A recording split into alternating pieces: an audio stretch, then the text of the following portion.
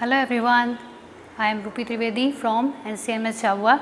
Today we are going to discuss about accounting principle.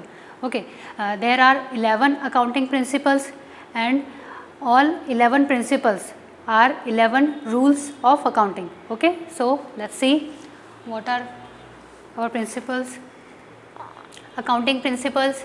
First, business entity principle. Okay, business entity principle को accounting entity principle भी कहा जाता है और separate entity principle भी कहा जाता है. ओके, तो according to this principle business is treated as a separate entity distinct from its honour.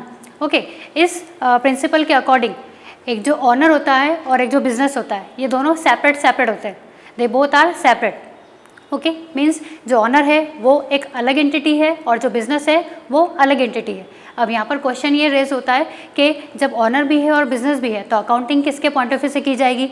तो हमारा आंसर है कि अगर ऑनर भी है और बिजनेस भी है तो अकाउंटिंग तो बिजनेस के सेंस में की जाती है. अकाउंटिंग जब हम करेंगे तो वो बिजनेस के पॉइंट ऑफ व्यू से ही करेंगे. तो इस प्रिंसिपल के अकॉर्डिंग हम जो अकाउंटिंग करेंगे वो बिजनेस के पॉइंट ऑफ व्यू से करेंगे और बिजनेस और ऑनर दोनों सेपरेट एंटिटीज़ होती है.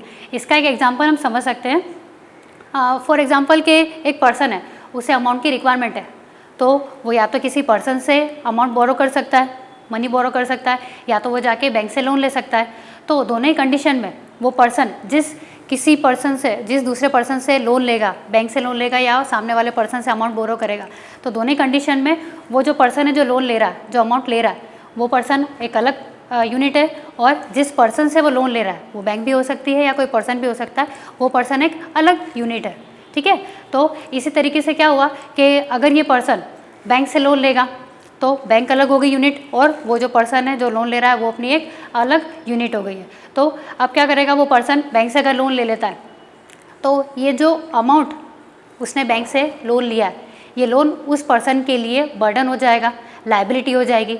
ठीक है, और क्योंकि वो पर्सन बैंक का अमाउंट यूज़ कर रहा है तो जब तक वो अमाउंट बैंक को वापस रिटर्न नहीं कर देता तब तक वो पर्सन क्या करेगा, उस अमाउंट के बिहाफ में, उस अमाउंट के बदले में उसे क्या पे करता रहेगा, बैंक को इंटरेस्ट पे करता रहेगा. क्यों? क्योंकि वो एक अलग पर्सन है, उसने कुछ अमाउंट हमें हमारी हेल्प के लिए दिया है तो उसके बदले में हम उसे इंटरेस्ट पे करते हैं. सेम ये चीज़ बिजनेस में भी होती है कि बिजनेस में जो ऑनर होता है वो ऑनर बिजनेस को स्टार्ट करने के लिए जो कुछ भी लेकर आता है, कैपिटल हो गई, बिल्डिंग हो गई, फर्नीचर हो गया या कुछ कैश हो गया, तो वो सारी चीज़ बिजनेस के पॉइंट ऑफ व्यू से क्या हो जाती है, कैपिटल हो जाती है. जैसे एक ऑनर ने 1 लाख रुपीज़ बिजनेस में इन्वेस्ट किया, बिजनेस को स्टार्ट करने के लिए 1 लाख रुपीज़ वो लेकर आया, तो ऑनर ने तो 1 लाख रुपीज़ बिजनेस में लगा दिए, तो ये 1 लाख रुपीज़ बिजनेस के पॉइंट ऑफ व्यू से हम अकाउंटिंग करेंगे तो बिजनेस के पॉइंट ऑफ व्यू से ये 1 लाख रुपीज़ को हम as a burden, as a liability, हम एज अ कैपिटल उसे रिकॉर्ड करेंगे. ठीक है, कैपिटल के नेम से हम इसे रिकॉर्ड करेंगे. अब बिजनेस ने उस ऑनर का अमाउंट यूज़ किया है, उस ऑनर का अमाउंट ले लिया है ताकि वो अपने बिजनेस की डेली की एक्टिविटी उससे रन कर सके. तो अब क्या करेगा बिजनेस, क्या करेगा बिजनेस, उस अमाउंट के बदले में, उस अमाउंट के बिहाफ में जो ऑनर है ऑनर को इंटरेस्ट ऑन कैपिटल पे करता रहेगा. ठीक है, तो बिजनेस ने यहाँ पर ऑनर से अमाउंट भी ले लिया और उसको बदले में इंटरेस्ट पे करता है. क्यों इंटरेस्ट पे करता है? क्योंकि हम ये मानते हैं कि बिजनेस अलग होता है और जो ऑनर है वो अलग है, इसलिए उसे उसके अमाउंट के बदले में इंटरेस्ट पे किया जाता है. तो अकॉर्डिंग टू दिस प्रिंसिपल जो बिजनेस है और ऑनर है ये दोनों सेपरेट एंटिटीज़ होती है और अकाउंटिंग हम बिजनेस के पॉइंट ऑफ व्यू से करते हैं और कैपिटल इसका एक बहुत अच्छा एग्जाम्पल है. ओके, फिर come to the next principle, money measurement principle. Okay, अब मनी मेजरमेंट प्रिंसिपल क्या होता है? According to this principle only those transactions which can be expressed in term of money are recorded in the books of accounts. Okay, means इस principle के according हमें क्या करना चाहिए कि जब भी हम हमारी बुक्स में ट्रांजैक्शंस को रिकॉर्ड करते हैं तो हम उन्हीं ट्रांजैक्शंस को रिकॉर्ड करेंगे जिन्हें हम मॉनेटरी टर्म में एक्सप्रेस कर सकते हैं, मॉनेटरी टर्म में मेजर कर सकते हैं या मनी की टर्म में हम उसे रिकॉर्ड कर सकते हैं. ठीक है, तो जिन चीज़ों को हम मनी की टर्म में मेजर नहीं कर सकते हैं उन्हें हम हमारी बुक्स में रिकॉर्ड नहीं करेंगे. जैसे अगर आपने गुड्स को सेल किया तो आपने 10,000 रुपीज़ का गुड्स सेल किया, आपने इस ट्रांजैक्शन को मॉनेटरी टर्म में आप मेजर कर सकते हो कि आपने 10,000 रुपीज़ का गुड्स सेल किया, तो इस ट्रांजैक्शन को आप रिकॉर्ड करोगे. लेकिन साथ ही साथ क्या होता है कि हमारे जो स्टाफ है, स्टाफ में ऑनेस्टी होती है, कुछ लोग अच्छे से अपनी ऑनेस्टी के साथ काम करते हैं, कुछ लोगों में ट्रस्ट बहुत होता है, ट्रस्टेबल होते हैं वो पर्सन, तो ये जो ट्रस्ट हो गई, ये जो ऑनेस्टी हो गई, ये क्या हो जाती है, ये एक तरीके से क्वालिटी है, और क्वालिटी को हम मनी के टर्म में मेजर नहीं कर सकते, इसलिए हम कभी भी क्वालिटी को अपनी अकाउंट की बुक्स में रिकॉर्ड नहीं करते, ठीक है। तो इस प्रिंसिपल के अकॉर्डिंग हमें उन्हीं ट्रांजेक्शन्स को रिकॉर्ड करना है जिन्हें हम मनी के टर्म में मेजर कर सकते हैं। Next, third principle, accounting period principle. Accounting period principle क्या होता है? According to this principle, the life of a business is divided into smaller periods, okay, so that its performance can be measured on regular basis of intervals, okay। Means क्या होता है कि जब कोई honour अपना बिजनेस स्टार्ट करता है तो उसकी मेंटलिटी क्या सेट होती है कि उसका बिजनेस ईयर आफ्टर ईयर तक चलता ही रहेगा, कभी स्टॉप नहीं होगा, ठीक है। लेकिन अब ऑनर ने बिजनेस स्टार्ट किया है, बिजनेस क्यों स्टार्ट किया है? ताकि वो प्रॉफिट अर्न कर सके, ओके, ताकि उसे कभी भी लॉस ना हो, उसकी फाइनेंशियल पोजीशन इम्प्रूव होती जाए और अच्छी होती जाए, मार्केट में उसकी रेपुटेशन हो। तो अब उसे पता कैसे चलेगा कि उसने प्रॉफिट अर्न किया है या नहीं, लॉस तो नहीं हो गया है, उसकी कितनी एसेट्स है, कितनी लायबिलिटीज़ है, उसे कैसे पता चलेगा? तो वो क्या करता है कि फॉर एग्जांपल एक पर्सन ये मान लेता है कि मैं कम से कम 30-40 साल तक तो अभी ज़िंदा हूँ और ये 30-40 साल तक तो ये बिज़नेस कंटिन्यू रहेगा। तो ये 30-40 साल उस पर्सन ने जो एज्यूम किया है ना, अकाउंटिंग एजम्पशन पे चलती है, तो ये जो 30-40 साल जो उस पर्सन ने, उस ऑनर ने एज्यूम किया है कि 30-40 साल तक मेरा बिजनेस चलता रहेगा, इसे क्या कहा जाएगा? Life of business, okay. तो ये जो लाइफ ऑफ बिजनेस होती है, इसको कुछ छोटे छोटे पार्ट्स में, छोटे छोटे इंटरवल्स में डिवाइड कर दिया जाता है, छोटे छोटे पीरियड्स में डिवाइड कर दिया जाता है। और वो पीरियड कितना होता है? वो पीरियड होता है 12 मंथ का, ठीक है। तो ये जो छोटे छोटे 12 मंथ के इंटरवल्स होते हैं, छोटे छोटे 12 मंथ के जो पीरियड होते हैं, इन पीरियड के एंड में, मतलब फर्स्ट इंटरवल आपका जब कंप्लीट हो जाएगा, उसके एंड में हम क्या करते हैं? हमारे इनकम स्टेटमेंट बनाते हैं, हमारी फाइनेंशियल स्टेटमेंट बनाते हैं। इनकम स्टेटमेंट के लिए हम प्रॉफिट एंड लॉस अकाउंट बनाते हैं ताकि हमें पता चल सके कि प्रॉफिट हुआ है या लॉस हुआ है। और हमारी बैलेंस शीट बनाते हैं, बैलेंस शीट मतलब हमारा फाइनेंशियल स्टेटमेंट बनाते हैं हम, ठीक है। हमारी फाइनेंशियल पोजीशन को रिप्रेजेंट करता है ये बैलेंस शीट, मीन्स हमारी कितनी एसेट्स है, कितनी लायबिलिटीज़ हैं, ये हमें पता चल जाती है। तो हम हमारे बिजनेस को क्लोज कब करेंगे, कब हम जाकर ये सारी चीज़ें बनाएंगे, तो तब तक तो बहुत लेट हो जाएगा। इसलिए हम क्या कर देते हैं कि हमारे जो लाइफ ऑफ बिजनेस है उसको हम कुछ इंटरवल्स में डिवाइड कर देते हैं। वो इंटरवल्स 12 मंथ के होते हैं, और 12 मंथ जब स्टार्ट होता है उसके बीच की जो भी एक्टिविटीज़ होती है, उस मंथ के, उस पर्टिकुलर ईयर के बीच में जो 12 मंथ आते हैं, उस 12 मंथ के बाद हम ईयर के एंड में हम ये फाइनेंशियल स्टेटमेंट प्रिपेयर करके देखते हैं कि हमारी फाइनेंशियल पोजीशन क्या है, बिजनेस की फाइनेंशियल पोजीशन क्या है। तो इसे क्या कहा जाता है? Accounting period. जो आपके इंटरवल्स होते हैं 12 मंथ के, उन्हें कहा जाता है accounting period, okay. Fourth, full disclosure principle. अब ये फुल डिस्क्लोजर प्रिंसिपल क्या होता है? तो according to this principles there should be reporting of all the significant information relating to the economic affairs of the business and it should be completed and understandable. Full disclosure का meaning क्या होता है कि जब हम हमारे business के accounts prepare करते हैं, तो उन अकाउंट्स के जो उस अकाउंटिंग में हम जो स्टेटमेंट्स प्रिपेयर करते हैं, उन स्टेटमेंट्स में बिजनेस से रिलेटेड सारी इंपॉर्टेंट सारी की सारी चीज़ें, छोटी से छोटी चीज़ भी हमें क्या करनी चाहिए? डिस्क्लोज़ करनी चाहिए। सारी इन्फॉर्मेशन को हमें फुल्ली डिस्क्लोज़ करना चाहिए। और वो जब हम डिस्क्लोज़ करते हैं तो वो डिस्क्लोज़ भी हमें इस तरीके से करना चाहिए ताकि कोई भी पर्सन उसको ईजिली अंडरस्टैंड कर सके, ईजिली उसे समझ सके और उस पर ट्रस्ट कर सके, ठीक है। तो फुल डिस्क्लोजर प्रिंसिपल के अकॉर्डिंग हमें सारी इम्पॉर्टेंट इन्फॉर्मेशन को हमारे फाइनेंशियल स्टेटमेंट में फुल्ली डिस्क्लोज करना चाहिए, फुल्ली शो करना चाहिए। इसके लिए एक एग्जांपल हम ले सकते हैं। एक पॉइंट होता है कंटीजेंट लायबिलिटी। अब ये कंटीजेंट लायबिलिटी क्या होता है? एक तरीके से जो एंटिसिपेटेड लॉसेस होते हैं उन्हें कहा जाता है कंटीजेंट लायबिलिटी। मीन्स ऐसी लायबिलिटी जो आपके फ्यूचर से रिलेटेड है, आपके फ्यूचर में हो सकती है, ठीक है। आपको नहीं पता, आप श्योर नहीं हो कि ये चीज़ फ्यूचर में होगी या नहीं होगी। मीन्स हो सकता है कि आपको फ्यूचर में कोई लायबिलिटी आ सकती है या कोई लॉस आपको हो सकता है, लेकिन आपको नहीं पता कि वो होगा कि नहीं होगा। तो हम क्या करते हैं? हम प्रॉफिट एंड लॉस अकाउंट बनाते हैं ईयर के एंड में, और बैलेंस शीट बनाते हैं। तो प्रॉफिट एंड लॉस अकाउंट में तो हम सारे हमारी इनकम और एक्सपेंसेस को शो करते हैं, और बैलेंस शीट में हम हमारी आज तक की जितनी भी एसेट्स और लायबिलिटीज़ है उनको शो करेंगे। अब कंटीजेंट लायबिलिटी तो क्या हो गई कि हमें पता ही नहीं है कि वो चीज़ होगी या नहीं होगी, लेकिन फिर भी बिजनेस के पॉइंट ऑफ व्यू से ये बहुत इंपॉर्टेंट टर्म है कि अगर बाई चांस कभी हो गई तो फिर हम उसको कैसे कवर करेंगे, उस टाइम हम फंड कहाँ से लाएंगे, ठीक है। तो इसलिए कॉन्टीजेंट लायबिलिटी को भी क्या करते हैं हम एक इम्पॉर्टेंट इन्फॉर्मेशन मानते हैं। और जब हम प्रॉफिट एंड लॉस अकाउंट बना लेते हैं और बैलेंस शीट बना लेते हैं तो बैलेंस शीट के नीचे जब बैलेंस शीट फिनिश होती है तो उसके नीचे हम एक फुट नोट डालते हैं। उस नोट में हम कॉन्टीजेंट लायबिलिटी को शो करते हैं। वो इसीलिए शो करते हैं क्योंकि हम फुल डिस्क्लोजर प्रिंसिपल को फॉलो करते हैं। ठीक है, तो सारी इन्फॉर्मेशन हमें फुल्ली डिस्क्लोज करनी चाहिए। Okay, next materiality principle. अब मटेरियलिटी प्रिंसिपल्स क्या होता है?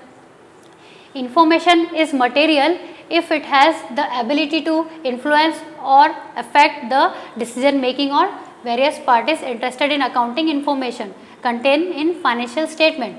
ओके, तो ये जो मटेरियलिटी प्रिंसिपल्स हैं, मटेरियल का मीनिंग क्या हो गया कि अकाउंटिंग में जो भी इन्फॉर्मेशन हमें मिलती है, जो भी आउटपुट हमें मिलता है वो इन्फॉर्मेशन के फॉर्म में मिलता है। तो ये जो इन्फॉर्मेशन होती है यही क्या हो जाती है? मटेरियल होती है। ठीक है, इसको एग्जाम्पल के लिए हम समझ सकते हैं कि एक ए है, एक पर्सन ए है और एक पर्सन बी है। ओके, तो जब हम अकाउंटिंग करते हैं तो उससे जो भी इन्फॉर्मेशन हमें मिलती है तो वो इन्फॉर्मेशन, उनमें से कुछ इन्फॉर्मेशन ऐसी हो सकती है जो ए के लिए इम्पॉर्टेंट है लेकिन बी के लिए इम्पॉर्टेंट नहीं है, और कुछ इन्फॉर्मेशन ऐसी भी हो सकती है जो बी के लिए इम्पॉर्टेंट है लेकिन ए के लिए इम्पॉर्टेंट नहीं है। तो जो इन्फॉर्मेशन ए के लिए इम्पॉर्टेंट है वो ए के लिए क्या हो जाएगी? मटेरियल, और जो इन्फॉर्मेशन बी के लिए इम्पॉर्टेंट है वो क्या हो जाएगी? बी के लिए मटेरियल हो जाएगी। ठीक है, तो हमें क्या करना चाहिए कि कौन सी इन्फॉर्मेशन किस पार्टी के लिए इम्पॉर्टेंट हो हम नहीं बता सकते, इसलिए हमें छोटी से छोटी इन्फॉर्मेशन को हमारे फाइनेंशियल स्टेटमेंट में शो करना चाहिए। इसके एग्जाम्पल को समझने के लिए जैसे जो पेन होता है, ठीक है, अब बिजनेस में क्या करते हैं, पेन एक बहुत छोटा सा पॉइंट है, छोटा सा ट्रांजैक्शन है पेन खरीदना। ठीक है, लेकिन क्या हो जाता है कि हम बहुत सारे गुड्स परचेस करते हैं, लाखों तक हमारे टर्नओवर हो जाते हैं, लाखों तक के हमारे ट्रांजैक्शन हो जाते हैं। उसमें एक पेन को अगर हम नहीं भी रिकॉर्ड करेंगे तो क्या हो जाएगा? लेकिन हमारे बिजनेस में हमने पेन को परचेस किया है, पेन भी कहीं ना कहीं हमारे लिए बहुत यूज़फुल होता है, तो पेन भी हमारे लिए एज अ मटेरियल होगा और हमें उसे रिकॉर्ड करना ज़रूरी है, कंपलसरी है। ठीक है, तो छोटी से छोटी इन्फॉर्मेशन हमें रिकॉर्ड करना चाहिए क्योंकि छोटी से छोटी इन्फॉर्मेशन एज अ मटेरियल होती है। फिर 6 प्रूडेंस और कंजर्वेटिव्स प्रिंसिपल। अब ये प्रूडेंस क्या होता है, कंजर्वेटिव्स में क्या होता है? तो इस प्रिंसिपल के according this principle states that do not anticipated profit but provide for all possible losses. Okay, इस प्रिंसिपल के अकॉर्डिंग हमें फ्यूचर में अगर कोई प्रॉफिट होने वाला है तो हमें उसे इग्नोर कर देना चाहिए, हमें उसे रिकॉर्ड नहीं करना चाहिए। क्यों रिकॉर्ड नहीं करना चाहिए? क्योंकि प्रॉफिट से क्या हो जाएगा? प्रॉफिट से हमारे लिए एक तरीके से पॉजिटिविटी आएगी, प्रॉफिट से हमारी कैपिटल इंक्रीज हो जाएगी, हमारा बिजनेस और अच्छे से डेवलप हो पाएगा, है ना, हमारे बिजनेस की और अच्छी तरीके से ग्रोथ हो पाएगी। तो इसलिए कहा जाता है कि प्रॉफिट को रिकॉर्ड करना इतना ज़रूरी नहीं है, वो भी कौन से प्रॉफिट? जो फ्यूचर में होने वाले हैं। तो फ्यूचर में होने वाले प्रॉफिट्स को आपको इग्नोर करना है, लेकिन अगर आपको लगता है कि फ्यूचर में कोई लॉस आपको होने वाला है तो फ्यूचर से रिलेटेड लॉस को रिकॉर्ड करना ज़रूरी है। ठीक है, तो फ्यूचर के प्रॉफिट को रिकॉर्ड करना ज़रूरी नहीं है, हम उन्हें इग्नोर करेंगे, लेकिन अगर फ्यूचर में कोई लॉस होने वाला है तो हमें उसे कंपल्सरी रिकॉर्ड करना चाहिए। क्यों रिकॉर्ड करना चाहिए? क्योंकि सपोज़ कि फ्यूचर में जाकर आपको कोई लॉस हो गया और उस लॉस को कवर करने के लिए आपके पास सफिशेंट बैलेंस नहीं है, सफिशेंट फंड नहीं है, तो ऐसी कंडीशन में क्या हो जाएगा? आपके बिज़नेस के ऊपर प्रॉब्लम आ सकती है, आपको बिज़नेस रन करने में डिफ़िकल्टी हो सकती है। तो उस चीज़ से बचने के लिए हम क्या कर देते हैं कि प्रॉफिट अगर होगा तो ये तो अच्छी चीज़ है, प्रॉफिट से हमारे ऊपर कोई नेगेटिविटी नहीं आएगी, हमें कोई डिफ़िकल्टी फेस नहीं करनी पड़ेगी। लेकिन अगर लॉस हमारे सामने आ गया फ्यूचर में तो उसके लिए हमको अभी से रेडी रहना पड़ेगा। इसलिए कहा जाता है इस प्रिंसिपल के अकॉर्डिंग कि प्रॉफिट को इग्नोर करो, लेकिन अगर फ्यूचर से रिलेटेड कोई लॉस है तो उसे हमें रिकॉर्ड करना चाहिए। ओके, 7 कॉस्ट कॉन्सेप्ट और हिस्टोरिकल कॉस्ट प्रिंसिपल। अब ये कॉस्ट प्रिंसिपल क्या होता है कि इस प्रिंसिपल के अकॉर्डिंग जब भी हम कोई चीज़ परचेस करते हैं तो उसे उसी अमाउंट से रिकॉर्ड करना चाहिए जो अमाउंट आपने उसके परचेस करते टाइम आपने पे किया था। फॉर एग्जांपल, आपने आज की डेट में कोई मशीन परचेस की है, ठीक है, तो ये मशीन आपके लिए क्या हो जाएगी? असेट है। इस मशीन को आपने परचेस किया 1 लाख रुपीज़ में, उसके बाद इसमें कुछ इसको इंस्टॉल करवाया या इसमें एसेसरी वगैरह और आपने कुछ इंक्लूड किया तो उससे इसकी कॉस्ट कितनी हो गई? 150 हो गई। तो ये कहा जाता है कि मशीन को परचेस करते टाइम, असेट को परचेस करते टाइम अगर इंस्टॉलेशन चार्जेस हो जाते हैं या उसको वेल कंडीशन या उसको उसमें अगर आप एसेसरी वगैरह लगवा दे देते हो, एडिशनल पार्ट अगर आप उसमें ऐड करवा देते हो तो उसका जो एक्सपेंसेस होगा वो भी उसकी कॉस्ट में इंक्लूड माना जाता है।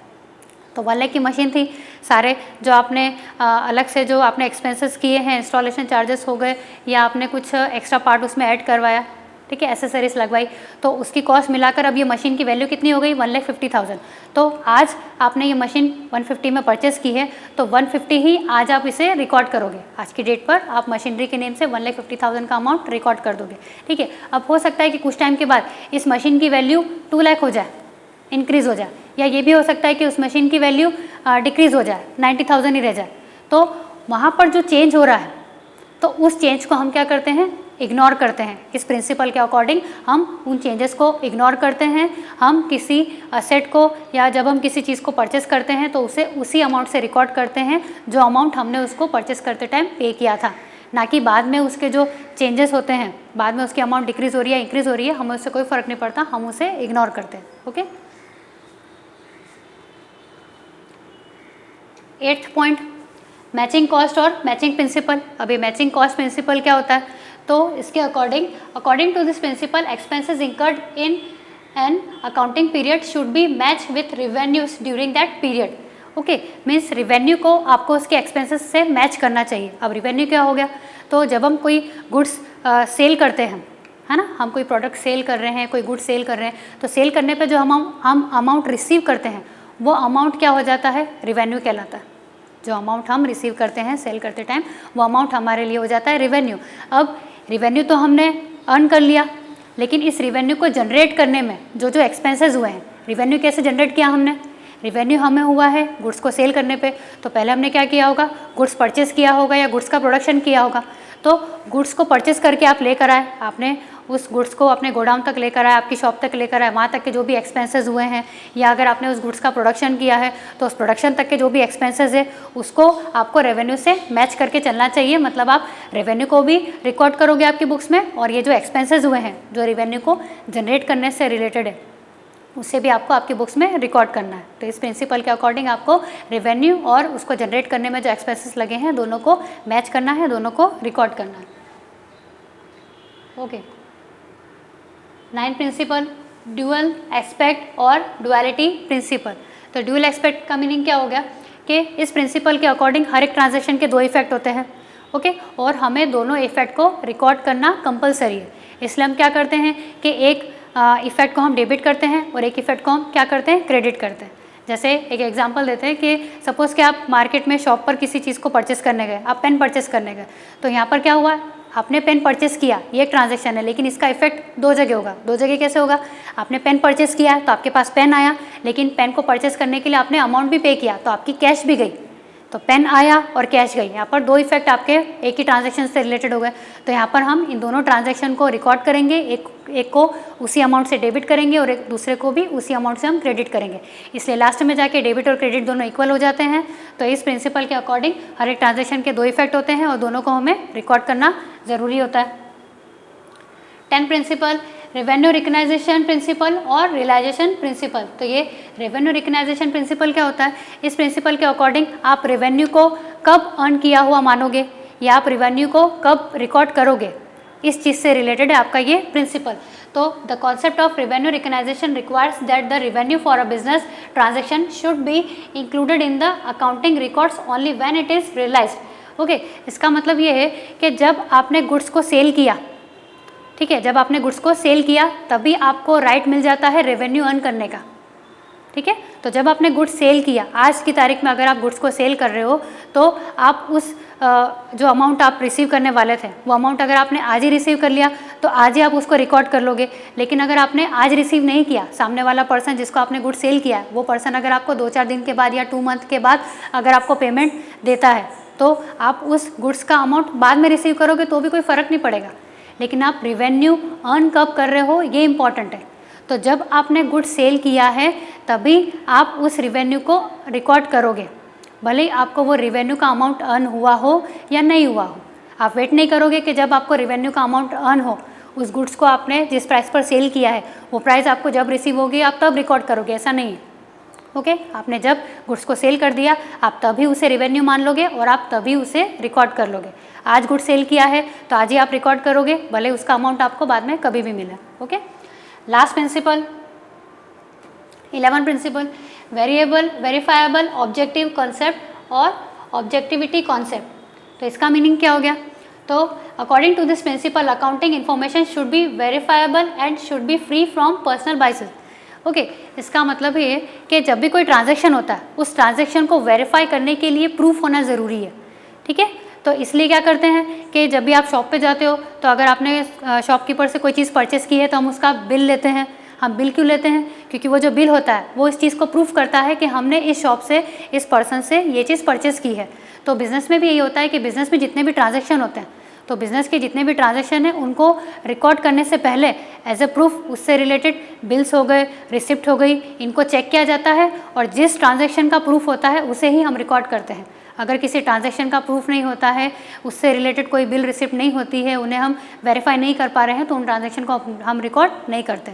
इसलिए किसी भी ट्रांजैक्शन से रिलेटेड उसे वेरीफाई करने के लिए उसका प्रूफ होना ज़रूरी है। प्रूफ के लिए हम जो रिसिप्ट्स होते हैं, जो बिल होते हैं, वो एज ए प्रूफ हम यूज़ कर सकते हैं। ठीक है, तो हमें हर ट्रांजैक्शन को वेरीफाई करके ही रिकॉर्ड करना चाहिए। तो ये थे आपके 11 प्रिंसिपल्स। ओके, तो ये आपका वीडियो यहाँ पर स्टॉप होता है, इसी के साथ आपका ये चैप्टर भी फिनिश होता है। Okay, thank you.